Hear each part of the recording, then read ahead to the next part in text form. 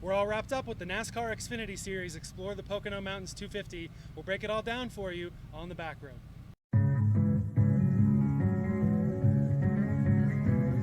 It's a non-points race, but it is a short race. Checker flag. That's all this race is.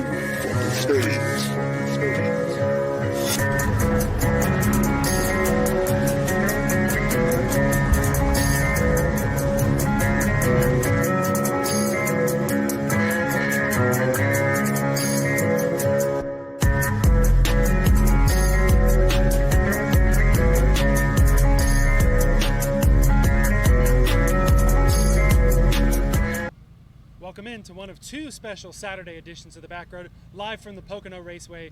We've just finished up the Xfinity Series race. Elliot Hicks and Seth Woolcock here from the Tricky Triangle as Connor Zilisch gets it done, taking home his first oval win, even though technically, as his pit crew joked, it's a triangle, not an oval, but gets his first oval win. Dale Earnhardt Jr. gets the victory as the crew chief. Just a really special day here from Pocono, Seth. I mean, vibes could not have been higher going into this race. The crowd was electric, weather fantastic, which, you know, hard to do sometimes up here in the northeastern part of Pennsylvania. Mm-hmm. And then for it all to be capped off with what was really a fan favorite win, Elliott, just meant so much, not only to the Connor Zilisch fans out there, but to all the Dale Jr. fans who could just rally around this. And just a great overall day, and great day for your betting card as well, who you're on the outright of him. Yeah, no doubt about it. Before we break down the bets, we were able to chat with Connor Zilisch after he was signing some hats that the racetrack will give away. Let's hear from Connor Zilisch post-race after the win.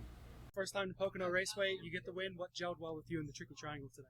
Yeah, it was a really cool racetrack, honestly. The runs are unique, the straightaways are really long, and the restarts are chaotic, but you know, I was able to just kind of stay calm all day and learn as the race went on. It was really good getting to race against the 7 and the 17 and learn from them. You know, both of them have so much experience here, and you know, for me, I was kind of learning as I went. So yeah, glad it all worked out, and the strategy played our way, and those restarts played our way as well.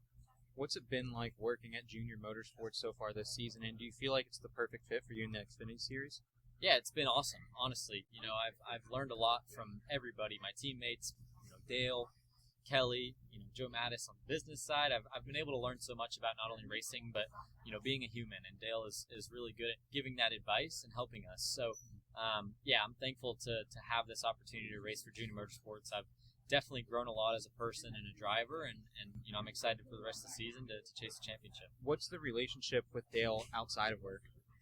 Yeah, Dale's an awesome guy. You know, he's a shy, you know, sometimes awkward guy, but you know, he's really cool, and he's got such a great heart. And you know, you would think a guy like him would be, you know, too cool for school sometimes, or you know, would you know, maybe look at some people and think differently. But he is just the most normal, down-to-earth guy you'll ever meet, and you know, I can go to him for anything. And you know, when I text him, I've never had a text go through where he didn't respond within 20 minutes. So you know, having a guy like that who's just so willing to help all his drivers and his team and everybody at JR Motorsports is pretty awesome. Seth, you mentioned it. We cashed not only the outright today, I got it at 10-1 on Wednesday. I think it was Wednesday morning, Wednesday afternoon.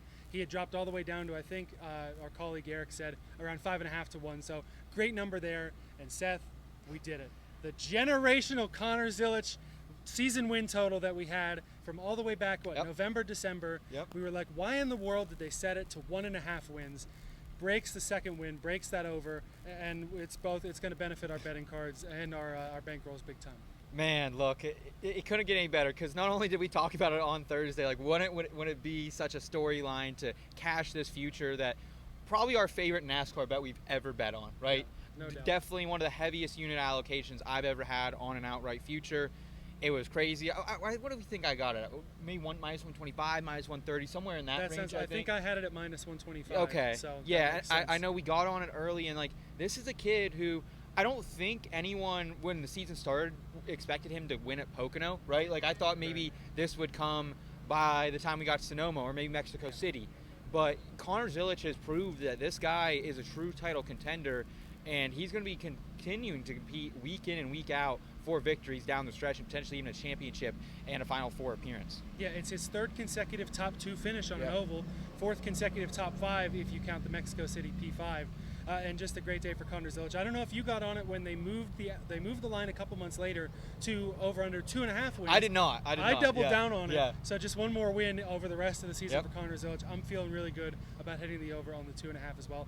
I know there are other people out there that were riding that generational bet with us. It's a great day to be alive. Generational bet cashed right after the first day of summer. Still plenty of season left to go. It's a fun one. It was not such a fun day, though, for Chase Elliott, running in the Hendrick number 17 car. He and Justin Allgeier were really the dominant cars today. Each of them led a bunch of laps, but on a late race restart, Allgeier moves up into Chase a little bit, nearly wrecks it, pulls off a great save, but they both lose a bunch of spots, and that handed the battle for the win to Connor Zilisch and Jesse Love. Chase rallies back to finish fourth. Here's what he had to say post-race about the incident. I think he just ran in there too hard, and kind of caught, a bad section of air or, something weird, and it got him turned sideways.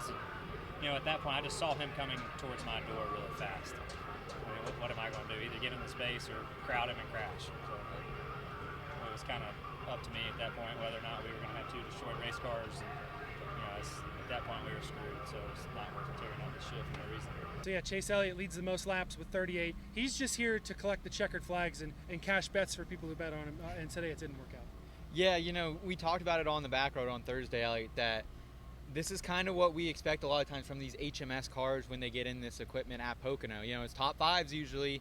It's pretty juice. You really can't bet it. There weren't a lot of ways to get invested with Chase unless you were on that 4-1 plus 450 outright. So disappointing days for Chase bettors. We did see Gator on pit road afterwards, speaking with Chase and kind of just smoothing things over there a little bit. So Chase Elliott disappointed in P4. P3 today was Christian Eckes in the Colleague number 16. They've had a lot of things go wrong this year. It hasn't been the year that they wanted, but getting a good top 3 finish today, Eckes and the team were really happy about it post-race, as you see right here.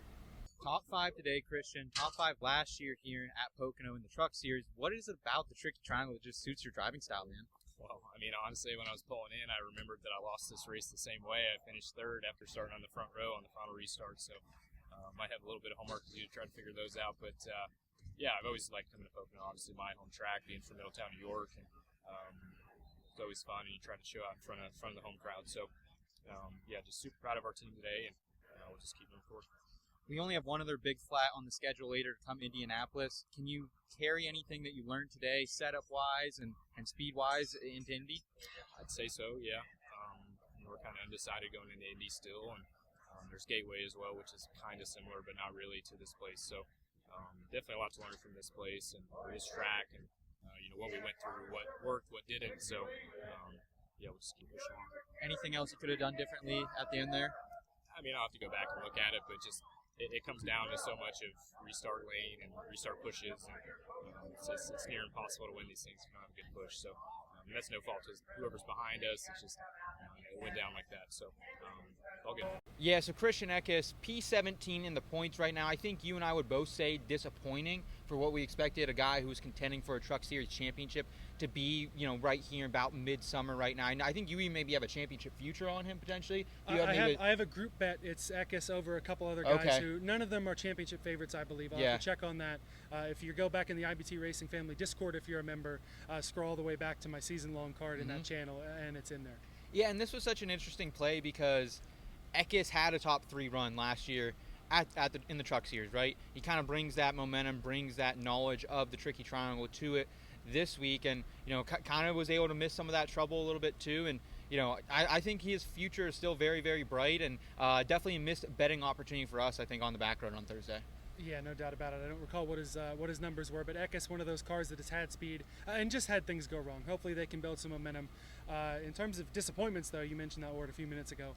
Our bets on Brandon Jones, which I added the outright on after he qualified second, added the outright when the markets came back up. You were fading him, and it still didn't work out because one of your matchups was Sheldon Creed over Brandon Jones. He also ran into some trouble today. Both of those cars ended up pretty beat up and finishing outside the top 15. Man, shout out to our producers, Nicolette and Eric. They're watching this race with us up on top of the press box. And man, it was a swing of emotions because I said last night, I'm not feeling great coming in today. I felt like Brandon Jones was going to have some speed after what we saw in the Truck Series top 5 finish yesterday. He comes out, I said, I wouldn't be surprised if he pulls it. P2, he starts, running top 5, wins stage 1, and then like Brandon Jones does at Pocono, he gets into trouble. And he takes not only himself out, which I thought, but he also takes out Austin Hill from contention, who I was on the outright. So I lose that, but I said, okay, here we go. I think I just cashed a huge gainer that I had over on Sheldon Creed over him and Taylor Gray. Turns out Brandon Jones was not that heavily damaged like the other guys in that wreck. I believe Daniel tied up in that one as well, and then Austin Hill. So he comes back, he rallies back, and then he became a top 5 car again, and then quickly just didn't have the long run pace. Fell out of it. Sheldon Creed eventually passed him again. I was feeling good. One of those late cautions, of many late cautions. What was it, 10 cautions in this race maybe? Yeah, quite a few. Yeah. 10 for 41 laps. We were saying, I don't know what the yellow flags over-under was. If they do that for Xfinity at all, we should have taken the over. Yeah, absolutely. And, Brandon Jones then falls back to P18, and then with about 15 laps left, we were making the transition from up in the press box to down below under the track to back over here on pit road, and all of a sudden I see Sheldon Creed come down pit road. Don't know what happened. He finished 11, 12 laps down, something like that. So bad day there. Only cash for me was Taylor Gray over Brandon Jones, and Taylor Gray looked good, top 5 car at times, but came home, I would say, almost kind of a disappointing P9 considering how much speed this guy's had. Runner-up finish last week in Mexico, and 2 top 5s here last year in Pocono, both truck and Xfinity. Yeah, at points he did run in the top 5. My top 5 bet does not cash. At least, Seth, you were able to walk away with that to salvage your card a little bit. With the chaos we had in Xfinity, maybe that gives us an idea of what we should look for the Cup race tomorrow. If you haven't seen it yet, we also have a Cup Series preview after practice and qualifying today. Go check that out right now on the channel as we get you ready for the Great American Getaway 400 here at Pocono.